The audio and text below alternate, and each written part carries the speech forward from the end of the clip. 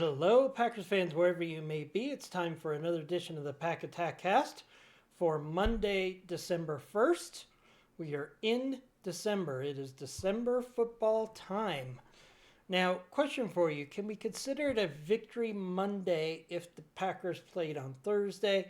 I'm going to go ahead and call it a victory Monday just because I like the sound of that. So we had a victory Friday. Now we're having a victory Monday. Things are coming up roses for the Green Bay Packers. It's been a great ride here on the channel. We've finally reached officially 13,000 subs. Really want to appreciate you all for the support. If we could get to 15,000 subs before the playoffs, that would mean so much to me. If you haven't already done so, hit that sub button. Or if you're already a subscriber, please hit the like button for this video. It really helps people find this content. Really appreciate the support there.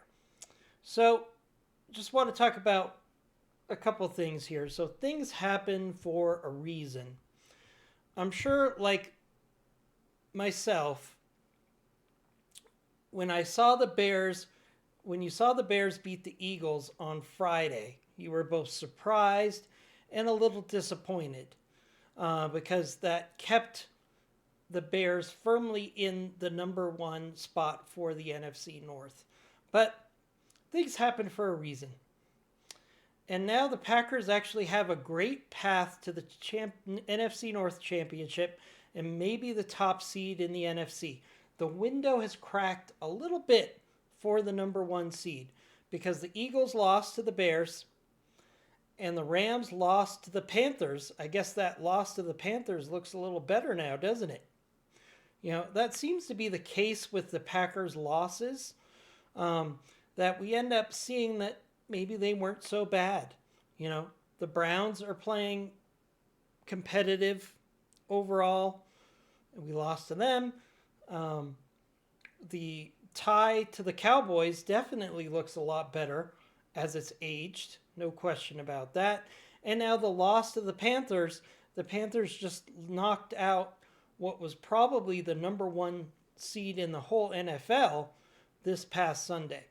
But what that means for the Packers is they actually have everything in front of them and they control their destiny.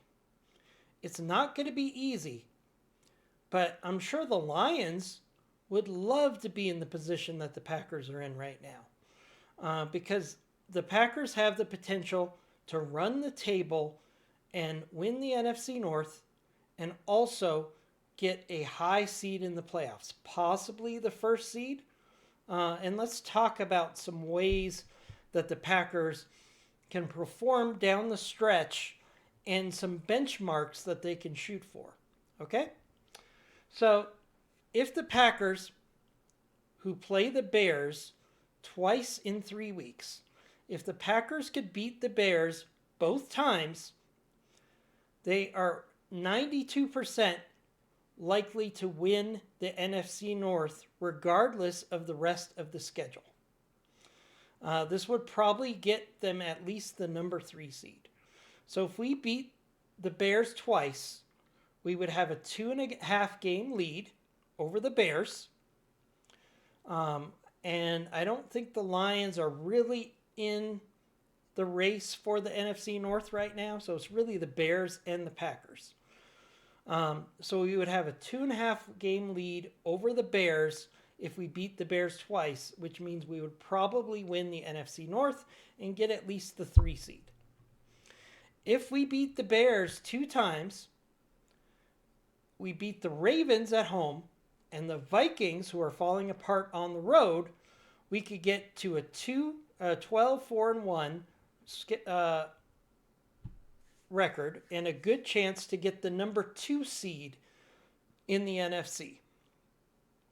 So winning the North, 100% within reach. Getting the number 2 seed is actually a very strong possibility right now if we can go 4 out of 5.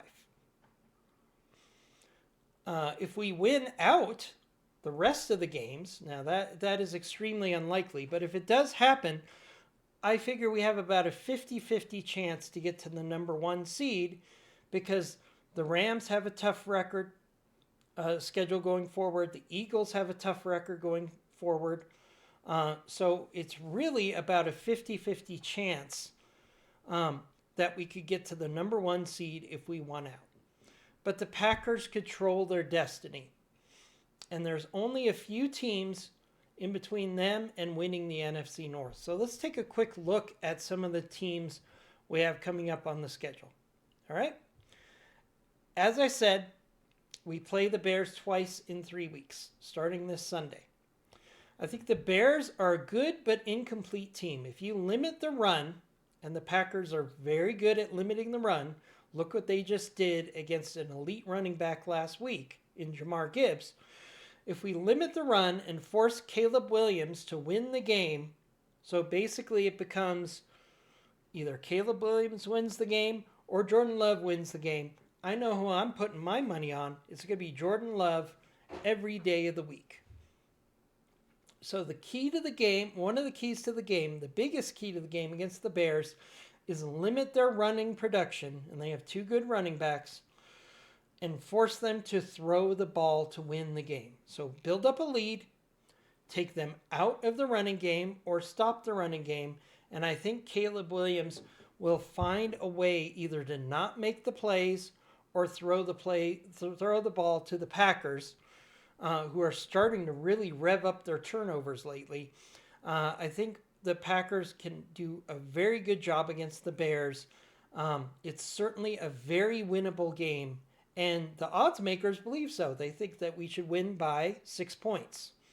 I don't know if we're going to win by 6 points, but I think beating the Bears both at home this week and on the road in 2 weeks is very viable for your Green Bay Packers. Now, the Broncos, with the Rams losing last week, might be the best team in the NFL right now, but they almost lost in overtime to a 3-8 team that didn't have its starting quarterback. So, as we've seen in this year, every team has a chance to beat every other team, it seems. And that's because it's a very balanced field of teams out there. There's no super team. You could argue the Eagles probably were the closest to that last year, even though they have some flaws. There's no juggernaut team this year. Every team has the potential to be beat.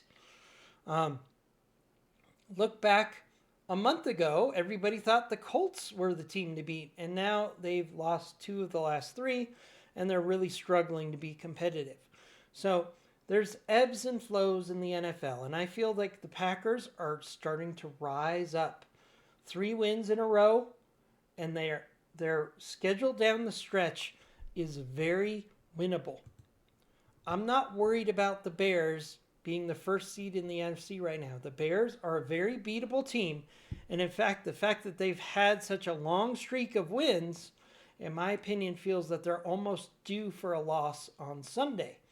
So I think Sunday is definitely going to be a Packer victory. I just feel that the Packers have everything they need to beat the Bears. Now, the Broncos almost lost to the Commanders just last night. They're a beatable team, and I think the Packers can make it a competitive game in Denver. I'm excited. I'll be at that Broncos game because I'm located in Denver. So I'm very excited about watching that game. And I think I would give the Broncos probably a 60-40 chance to win that game if I had to pick it right now. But we'll see what happens this week against the Bears. Then we have the Ravens. The Ravens are very flawed, and they're slumping right now.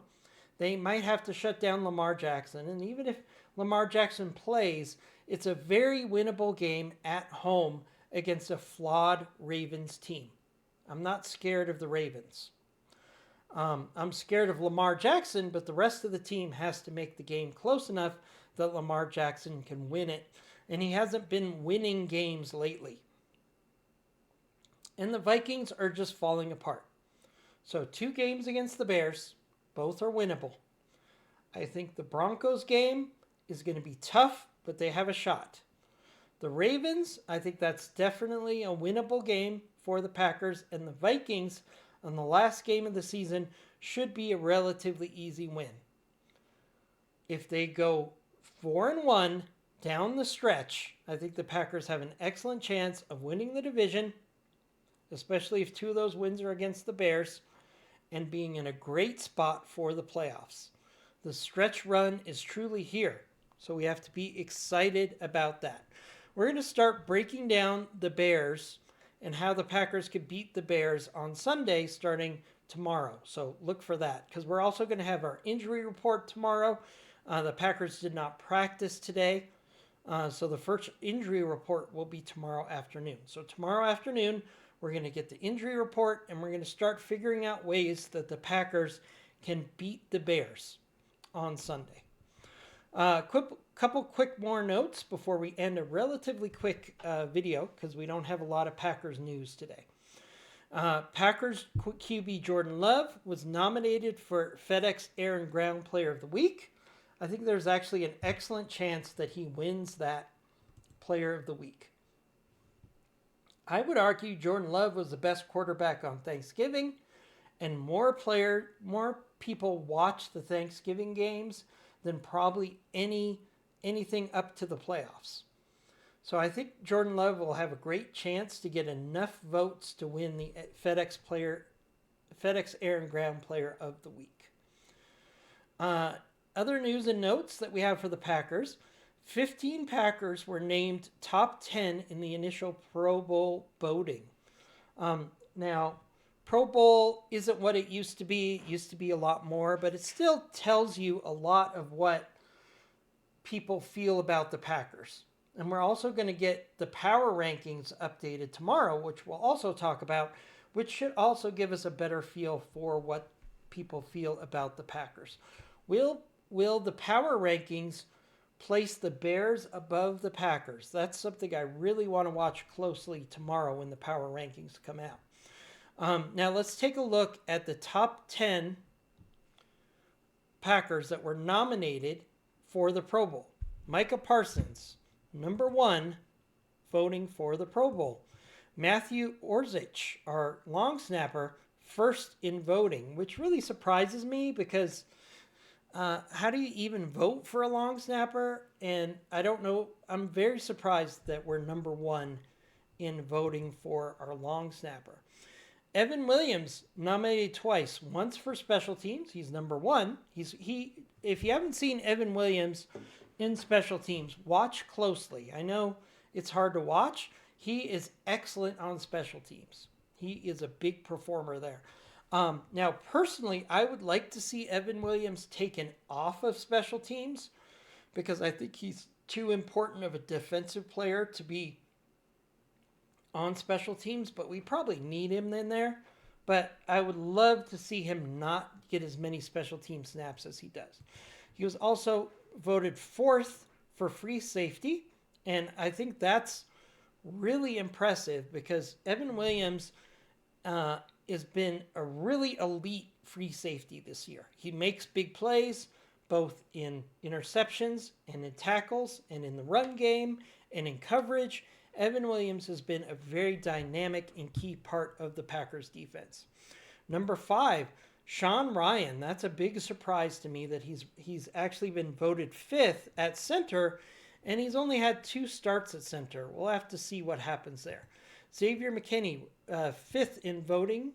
Daniel Whalen, 6th. I would like to see that higher. Daniel Whalen has had a very solid season so far. Zach Tom, 7th. I think that should be higher. Rashawn Gary, 7th at his position. That's mainly, I think, due to the run support, which he's been doing. Rashawn Gary's been very good against the run, not necessarily at getting quick wins in the pass rushing game. So I don't think that ranking is really where it needs to be. Savion Williams, 7th for returns. Jordan Love, 8th for quarterback. I think that will boost up to maybe be 4th or 5th by the end of the season. Josh Jacobs, 8th, which I think reflects the fact that even though he's been hurt a lot and he hasn't gotten a lot of support from the offensive line, he's still working really hard. Devontae Wyatt at defensive tackle, 8th. He'll probably fall off since he's done for the year, but that's a great thing for Wyatt, who really is starting for the first time this year. Rasheed Walker 10th, Edrin Cooper 10th. Edrin Cooper really has been kind of a disappointment this year. He's still playing very well, but he isn't playing up to the level he played at last year. Hopefully he'll tick up before the end of the year. And Keyshawn Nixon 10th. I think Carrington Valentine should be on this list before Keyshawn Nixon, but I'll digress. So the Packers are definitely being recognized nationally for mainly their defense here, as you can see. And that really reflects the core of this team. This is a defensive team that likes to keep the game close so they can make big plays in the passing game to win the game. And I think that reflects the Packers pretty well.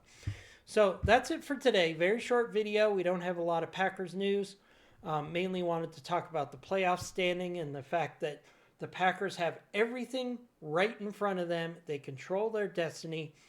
Especially if you beat the Bears twice, you're going to win the NFC North. So we'll be back tomorrow with the injury updates and also start breaking down Packers versus Bears. We'll see you then. Have a great night. As always, go Pack Go.